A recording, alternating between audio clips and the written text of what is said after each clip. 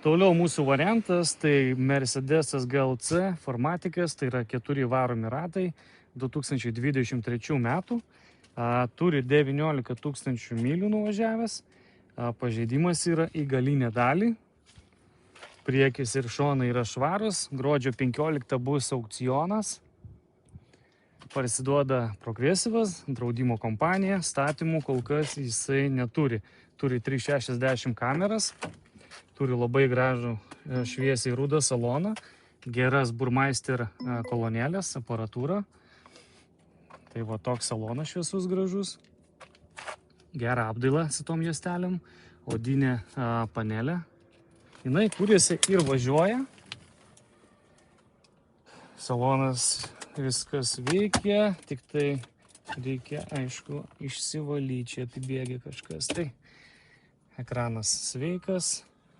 Keleivės sėdynė taip pat viskas tvarkoja, galas tvarkingas, lubos, kaip matot, irgi viskas gerai. Pabandom užsivesti. Užsiveda mašina be problemų. Viskas veikia. Panelė irgi veikia. Klaidų nemeta, dirba variklis gražiai.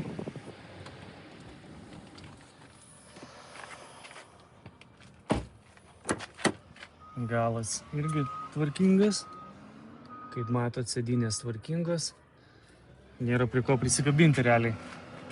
O pažeidimas yra į galinę dalį. Galą jis yra gavęs taip, kažkaip baisiai irgi nėra. Bamperis galinį dangtį keisti. Iš tos pusės, pažiūrėkit, balkis.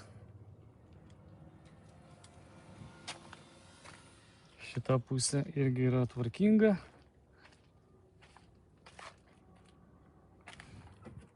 Čia pasipoliruos, neįbrėžimas, parkingai visur sudėti. Gražus naujas modeliukas.